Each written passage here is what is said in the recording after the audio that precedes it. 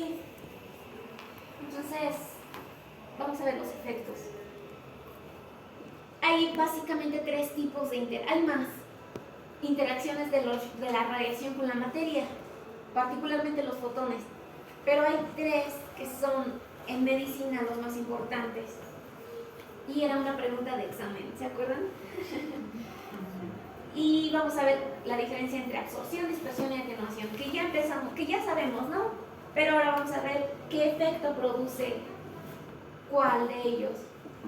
Entonces tenemos el primero, que es el efecto fotoeléctrico.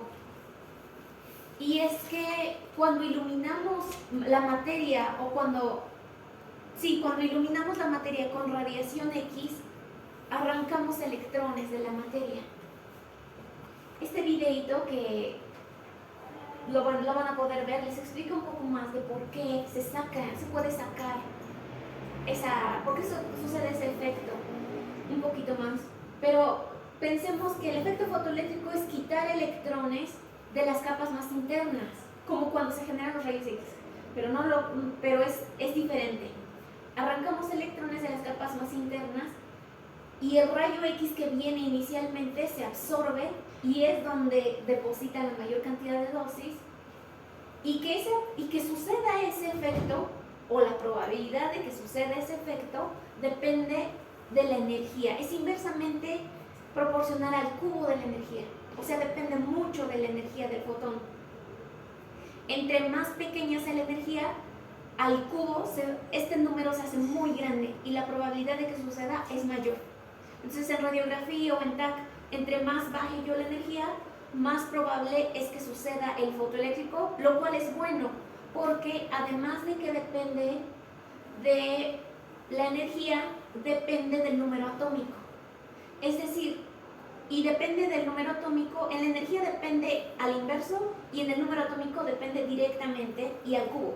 Es decir, que llevar a cabo este efecto o que se logre este efecto en rayos X es el responsable de que pueda yo ver con mis ojos diferentes cantidades de grises en el paciente, que se puedan ver diferentes estructuras: sangre, hueso, aire, músculo, arterias, en fin, porque depende mucho del número atómico. Entonces una pequeña variación en el número atómico, por ejemplo, agua y sangre o pus, la variación en el número atómico es muy pequeñita, hace que la interacción de los fotones con ese tejido, la probabilidad de interacción sea mayor con el más denso, y entonces yo lo voy a ver con otro nivel de gris. Se va a poder diferenciar sangre de agua. Ahora que si me voy a más alta energía, esa diferencia ya no va a ser tan notoria, porque ya no se va a llevar a cabo tanto efecto fotoeléctrico. O sea, por un lado es bueno producir efecto fotoeléctrico, porque voy a poder ver un contraste, un espectro de contrastes importante en las estructuras que yo estoy estudiando. Pero por otro lado es un poco malo, porque implica mayor dosis en el paciente. ¿Por qué? Porque estamos hablando de energías relativamente bajas. Y recuerden, energías relativamente bajas no van a atravesar al paciente, sino se van a quedar ahí. Algunos sí, y por eso es que logramos ver la imagen. Algunos fotones sí atraviesan, pero la gran mayoría se va a quedar en el paciente. Pero si realmente necesito imágenes que me muestren una gran variedad de contraste, pues eso debo hacer, utilizar una técnica más baja. Ahorita no se preocupen tanto porque, a ver, entonces, ¿qué voltaje debo utilizar y qué miliamperaje debo utilizar? No es una regla, pero hay tablas, hay guías, digamos, que en radiografía de extremidad podrías usar de tanto a tanto. En radiografía de tórax podrías usar de tanto a tanto si el paciente mide tanto. No quiere decir otra vez que eso lo vamos a usar siempre, o que sus técnicos van a usar eso siempre. Si así aprendieron a usarlo en la escuela o en su primer máquina que utilizaron, no quiere decir que siempre lo vayan a usar. Es solo una guía. Bueno, entonces, aumentar la energía de los rayos X recuerden, bueno, ya dijimos, aumenta la penetración sin interaccionar y se reduce el fotoeléctrico. Es lo que expliqué hace un momento. Que me conviene energías un poco bajas para que se dé mucho el fotoeléctrico y vea yo muchas estructuras. Y si se cambia el número atómico del medio, aumenta la absorción fotoeléctrica. Entonces, si aumento el número atómico, si inicialmente tiene un número atómico, pero yo se lo cambio, la absorción fotoeléctrica va a ser más probable y entonces no necesito tanta energía. ¿Y cuándo sucede esto que cambie yo el número atómico? Cuando administro medio de contraste. Cuando administro el medio de contraste estoy cambiando el número atómico, digamos, del líquido que está naturalmente adentro del organismo, y entonces la energía que usualmente yo usaba sin contraste, no necesito usarla más, porque el contraste va a hacer que el efecto fotoeléctrico se dé más. Entonces puedo bajar la energía. Aumenta con el cubo del elemento. Ahora, hay elementos que son radiobiológicamente importantes. Lo que les decía, tienen aire, grasa, agua, hueso, metal, tienen cierta composición, cierta estructura atómica, cierta densidad electrónica, y entonces, o sea, tienen más electrones o menos electrones en su composición, porque esto es básicamente hidrógeno. Grasa, pues bueno, ya tendrá otras cosas que lo hacen más denso que el aire, más denso que la grasa, más denso que el agua, más denso que el hueso. Entonces, más electrones, pues más probabilidad de interaccionar los fotones, porque hay más materia, y entonces más probabilidad de que se presente el fotoeléctrico. Por eso es que vemos tan brillante el metal o el hueso que el aire o la grasa. Entonces, esa es la explicación. Digamos que un rayo X, acá es un procedimiento de fluoroscopía a lo mejor, y le administraron medio de contraste. Un rayo X de 80 keV tiene una probabilidad de presentar un efecto fotoeléctrico con tejido blando, una probabilidad. Ahora, ¿cómo cambia esa probabilidad cuando interacciona con grasa o con bario? Si la grasa tiene un número atómico como de 6 y el bario de 56, vean, porque es más denso del bario, o sea, es más átomos, más electrones con que interaccionar. Quiere saber cómo cambia esa probabilidad.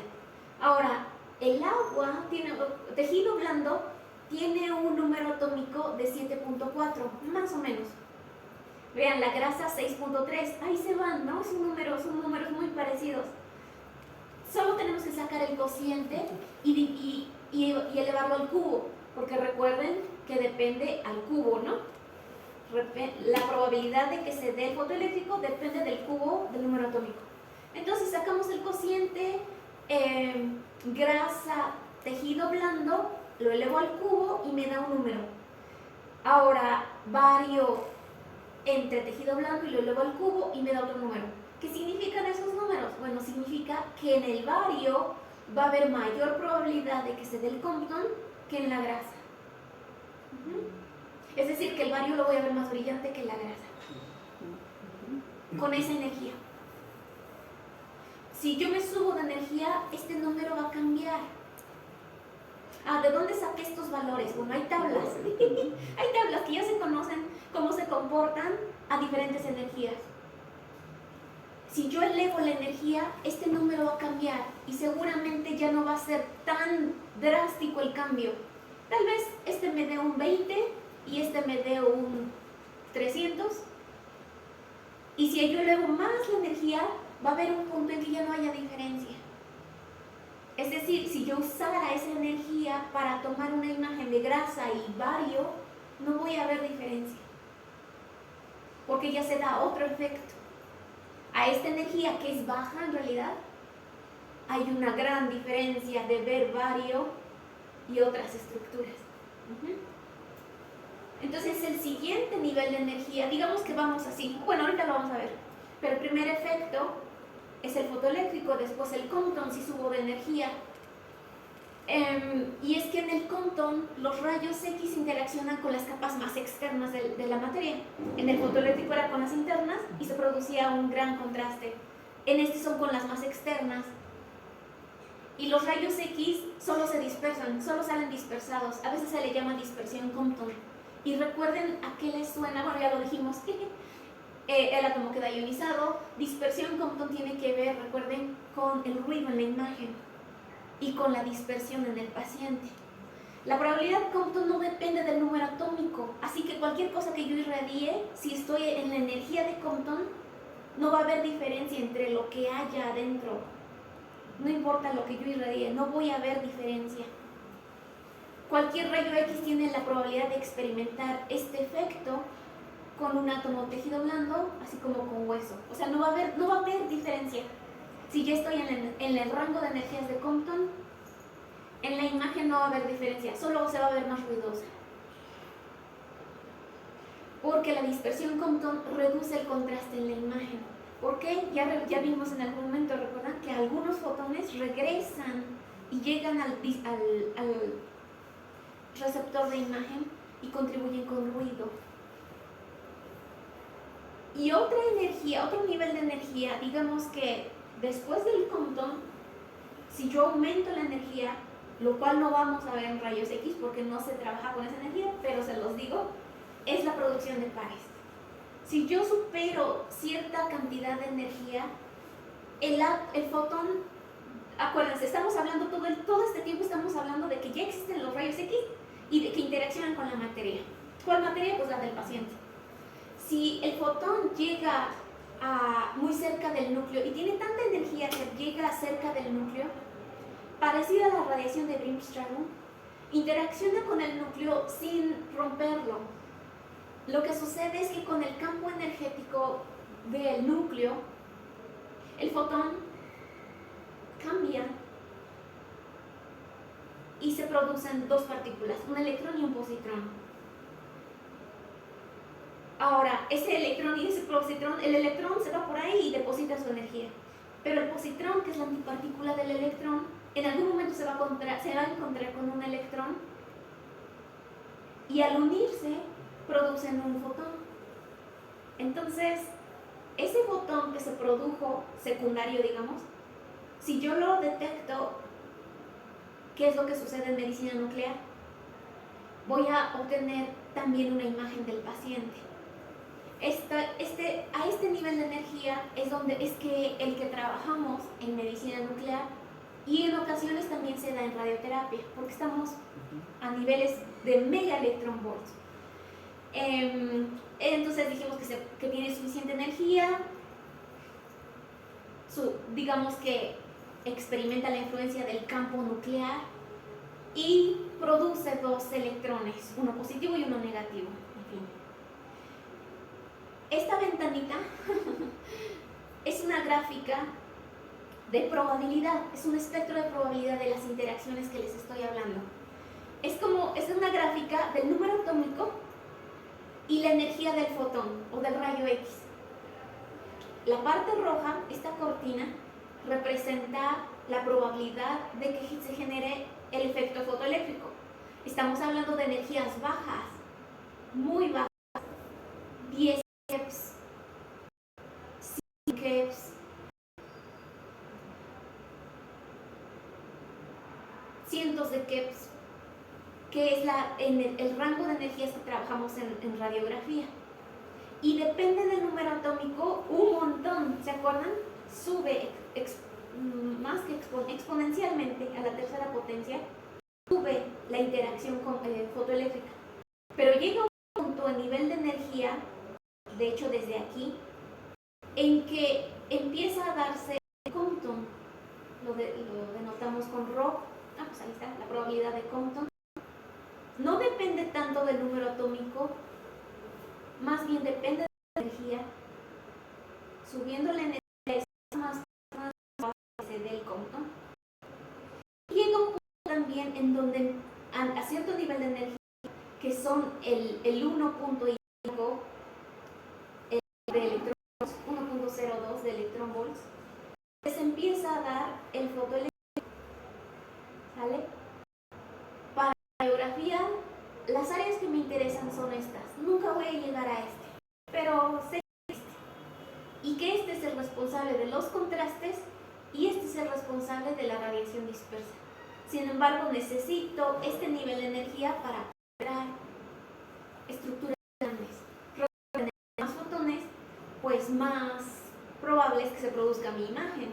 Tampoco me voy a quedar con pocos fotones, no voy a producir, no va a ser suficiente para producir una imagen. Y es que, ahora vamos a ver esto. Ahora hay una cosa. Entonces queda claro qué hace el efecto, ¿verdad? Es responsable del efecto.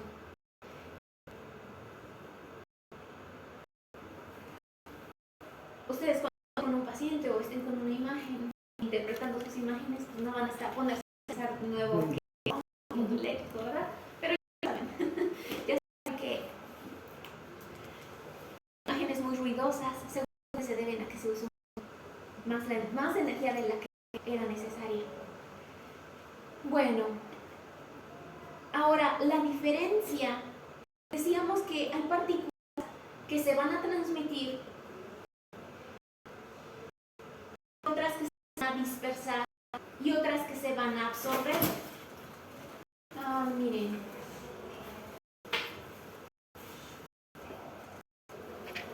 Entonces, es como existen estos dos efectos y existen estos tipos de productos de rayos X.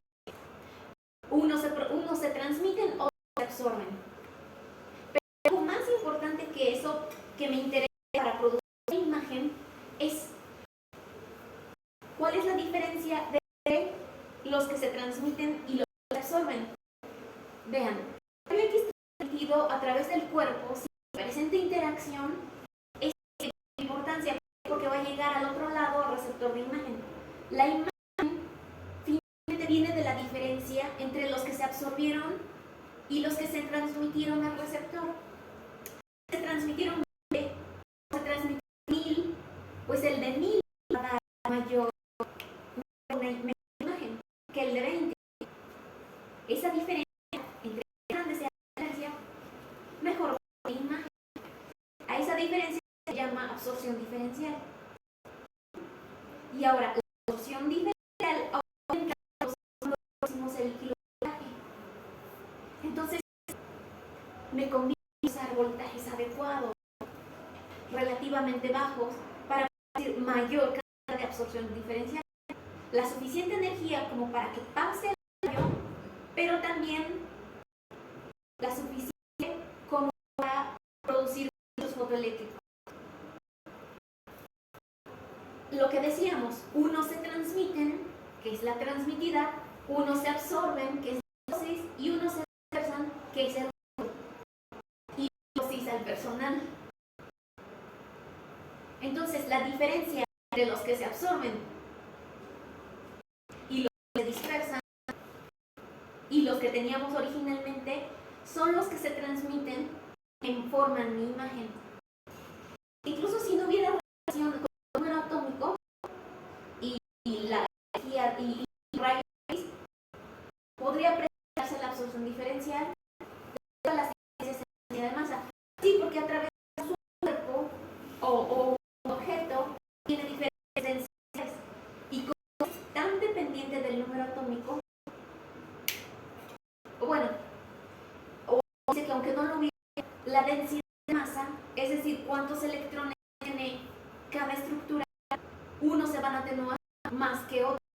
Esto es particularmente importante en la TAC y es algo que se debe verificar siempre, porque la TAC es 100% dependiente de la densidad de masa. Ya lo veremos en su momento, pero hay pruebas que se deben hacer diario en la TAC para garantizar que el hueso sigue viéndose como hueso de la otra. Y más elementos. Bueno, entonces los rayos X se atenúan, o la luz se atenúa, como la prueba que hicimos con la hoja, ¿recuerdan? Se va a atenuar dependiendo qué material hay en medio. No es lo mismo que tenga mi mano, que tenga una hoja, o que tenga yo una placa de plástico, de aluminio acá. Entonces la intensidad de los fotones se va a reducir. Ya dijimos que se reduce por el cuadrado de la distancia. Si me alejo, menos. También si pongo material en medio, como con los pacientes, depende del material o del grosor del material y la estructura adentro, él se va a ir reduciendo. En cambio, la interacción por absorción y dispersión, pues es la atenuación, que es lo que me expresa esta forma o esta ecuación. Dice que I es la intensidad, es la exponencial, es el coeficiente de atenuación lineal que depende de cada estructura y ese es el espesor del material que está antes del, bueno, que está después del rayo, ¿no? Digamos. Entonces, inicialmente tenía yo esta cero, tenía yo esta intensidad, después de una, pues voy a tener esta intensidad que depende de esta forma. Dice, en el ejemplo de la imagen, hagan de cuenta que estoy irradiando este cachito de su nariz. Dice, en el ejemplo de la imagen, las de rayos X inicialmente eran 1000 fotones y al final quedan solo 32. Vamos a ver cómo. El haz ha sido atenuado un 97%, solo por las primeras capas de tejido. Bueno, no es la nariz, pero solo es un ejemplo. De hecho, tiene que ser centímetros. Pensemos que es una pancita. Los rayos iniciales se transmitieron. Vean, cada capa, si se ven, 1, 2, 3, 4, 5 capas, son los centímetros de tejido. Es que si inicialmente yo vi fotos por cada 5 centímetros se van a atenuar la cantidad de fotos. Y es que al final, después de 25 centímetros, solo me van a quedar 32 rayas de mi relaciones grandes exponenciales. Eso es lo que nos dice nada más. Y la atenuación es producto de absorción y dispersión. ¿Qué pasó con el resto de los fotones? ¿Se absorbieron como dosis o se dispersaron? ¿Sí? Entonces, otra vez, como les dije, no tenemos miedo de que estemos irradiando una pancita bien grande, 25 centímetros, está dispersando ese paciente, ¿no? No, la verdad es que la mayoría se le está quedando al paciente. Es dosis, es finalmente fotones que se están absorbiendo ahí. Algunos, solo 32 se transmitieron. Algunos, pero muy pocos. De hecho, mucho menos que los que se transmitieron. ¿Vale? La absorción biológica, ya dijimos, el primario, que es el tubo, inspeccionan por fotoeléctrico, se absorben en el paciente. En radiografía de extremidades hay más absorción de dosis. Y pues como se vieron, es que no llegan al receptor, solo dosis del paciente. El efecto fotoeléctrico favorece el contraste, sí que vimos, depende del número atómico, pero contribuye a incrementar la dosis, pues sí. En hay fotones, recuerden, entre mayor energía hay más dispersión, que contribuye a la dosis secundaria. No bajan. Estos salieron de acá, de las primarios, pero al interaccionar con algo que no es así, fíjense que hay algo acá, se dispersaron. Eso ya es aspiro, es radiación secundaria.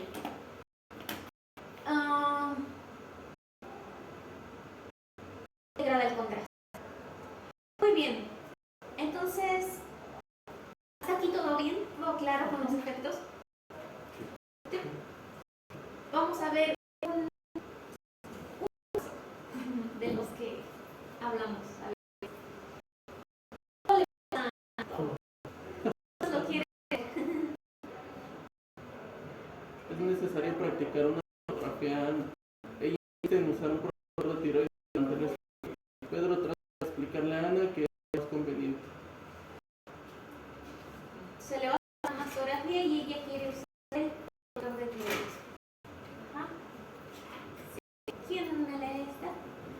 imagen de al lado observamos el efecto en la imagen del protector de tiroides. ¿Qué argumentos puede usar Pedro para convencer de que no es necesario usar el protector de tiroides? ¿Quién más puede llegar a convencer? Personal.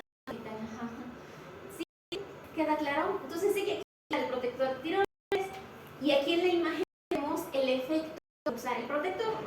En la imagen A, vemos una imagen donde se usa el protector y en esta imagen no se usa el protector.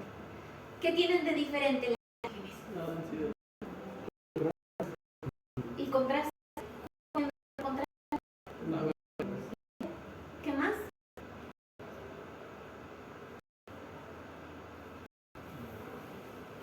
Pues por ejemplo, la A se ven las estructuras, ¿no? Se ve como que absorbió la... Ajá, la absorbió el protector. menos tejido en la A que en Se ve menos tejido. ¿Puedes pasar en o quieren esta apuntar? parte Ajá, hace menos. ajá. Ah, ya, ajá. Ajá, ¿qué Y el patrón que se espera ver en la mama, por ejemplo, esta es una mama, entonces no es el que queremos ver en la A. Como que una imagen como si fuera, bueno, en el caso, como si fuera grasa en lugar de Este se ve como... más grasa. Ajá.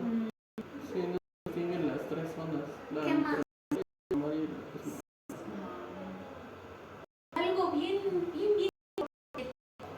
Todo lo que dijeron es bien importante, pero hay más.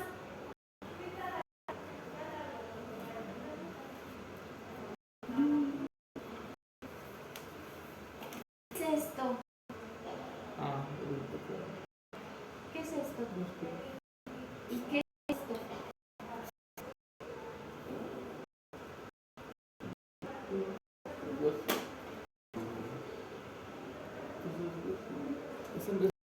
es en pectoral, ¿no? No sé, está viendo en la A. ¿Qué es?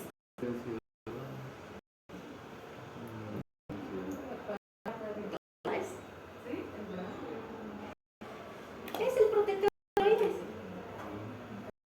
Tal vez acá se ve también, si la ven ahí, es bien brillante. En su compu lo ven mejor. Si lo ven ahí, está bien blanco. Más blanco que esto. Es el protector de tiroides. ¿Qué está haciendo la máquina? El rayos X, solo no solo el rayos X, procesador de imagen. El procesador de imagen va a responder de acuerdo a lo que hay y a la energía que tú mandaste. Es un detector de radiación. Entonces,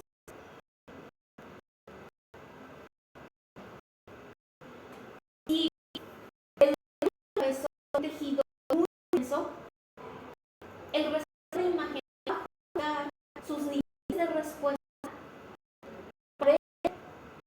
para dar prioridad a lo denso y quitar los niveles de gris de lo que es tan denso como lo más denso. Aquí lo más denso es el hueso, pero aquí que es el plomo. Entonces, esto va a crear un artefacto bien grande, además de que va a ser muy brillante comparado con el resto y no va a poder observar, que es básicamente lo que están diciendo, solo explicado como que... Pero es lo que están diciendo ustedes. Esto yo lo voy a emparejo con lo brillante del plomo. No lo natural, las estructuras naturales como acá.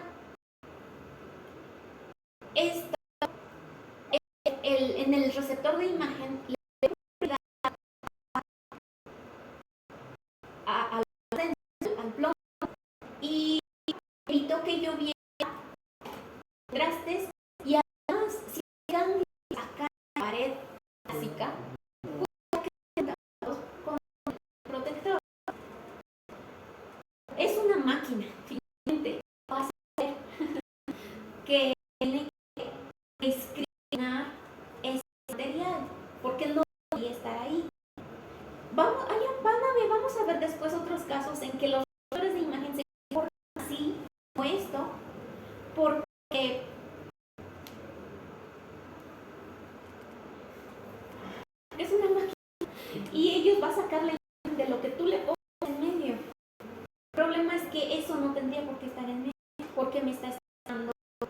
para la producción de imagen. Esos fueron los términos médicos o las razones médicas que ustedes dieron y las que les pude explicar respecto a cómo se comporta el procesador de imagen. ¿Cómo le diríamos al paciente? Porque esto es súper común, súper que suceda que las pacientes se nieguen a hacerse el estudio porque exigen el protector de tiroides. Y pues bien les podemos decir, no, pues no se lo vamos a poner o no hay. No, pues me voy. Eso podría ser posible en un hospital. Un tipo de hospital. Pero en otro tipo de hospital. Pero no tipo de hospital. Pues hay que dar un argumento a la paciente y hay que cuidar al paciente, ¿no? Hay que cuidar esos ingresos. ¿Qué argumentos podría usar Pedro o ustedes? Que Pedro pues, va con ustedes, porque Pedro es el técnico. ¿Qué tal si Pedro va con ustedes y le dice a la paciente? Y es que no es una paciente, son 6 de cada 10 pacientes y hacerse el estudio exigen protector de tiroides. ¿Qué argumentos puedo usar? ¿O a quién podemos involucrar a convencer a la paciente? ¿Ustedes han escuchado de eso? ¿Sí? ¿Qué habían escuchado? Pues de que ya exigí que han leído que la radiación afecta a cierto tipo de glándulas, principalmente tiroides, ¿no? Pero pues no se informan de que hay ciertos grados de voltaje para evitar que haya efectos. O sea, no ponerlos en una mastografía, los vamos a usar al ver. Antes de que de donde les diga más, hay una cosa, el tejido, el órgano, lo más sensible del cuerpo es la mama. Entonces, esta paciente quiere hacer la mastografía protector de tiroides, cosa diferente si nos pregunta qué tanto riesgo que tenga yo cáncer si me hago un estudio para averiguar si tengo cáncer. Esa es otra pregunta que requiere la respuesta.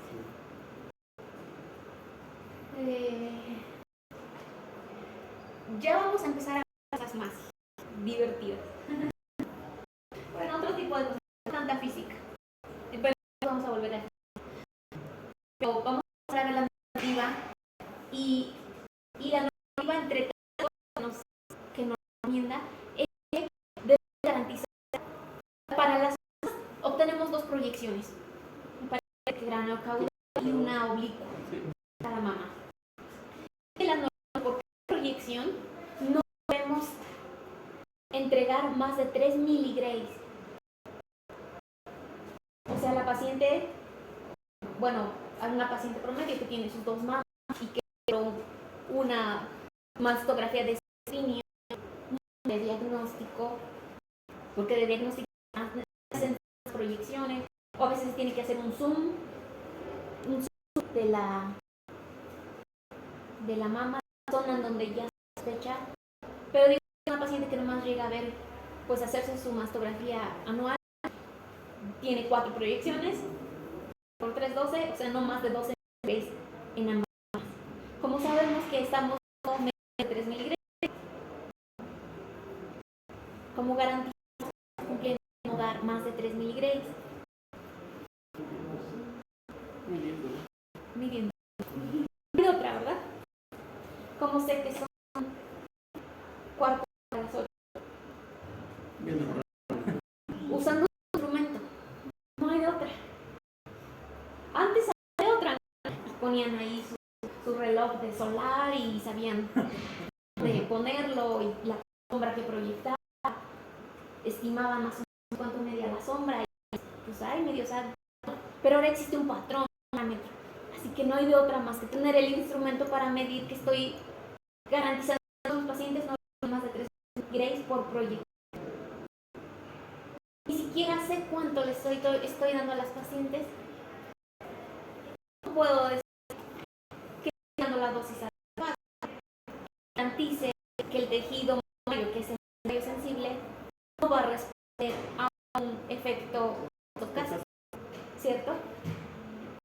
se dan cuenta de esto, de la importancia de tener instrumento.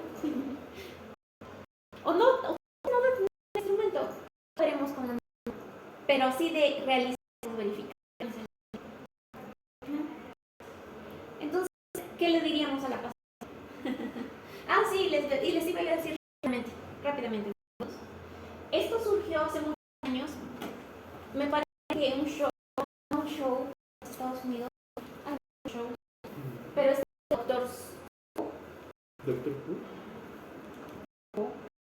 Oz, no sé, doctor no sé, y ahora, es que es un show donde llegan a médicos y hablan de temas médicos, de problemas médicos, y este médico invitó a Oprah, y dijeron, que seguramente el riesgo de cáncer de tiroides, la mastografía era importante porque se está viendo directamente la tiroides, que deben exigir, las mujeres el detector de tiroides. A partir de eso, fue 2010-2011, en Estados Unidos y pues no sé, en el mundo, porque llegó a México en algún momento, boom, las mujeres pedían detector de tiroides. Y años después, las asociaciones de reproducción y de radiología, como la American College of Radiology, investigan rayos, o sea, es cierto, hasta tenemos estadística que pruebe que las fotografías están haciendo daño que beneficio. Entonces hicieron un estudio acerca de eso y llegaron a conclusiones de que no es así, que todo lo que ustedes dijeron o lo que estamos comentando, hay más beneficio usar el protector de tiroides, todo lo que ustedes dijeron, para usarlo. Entonces aquí hay algunos argumentos que podemos usar. Cuando vemos mastografía vamos a ver de eso que se dio con referencia. Este es más, como es el caso,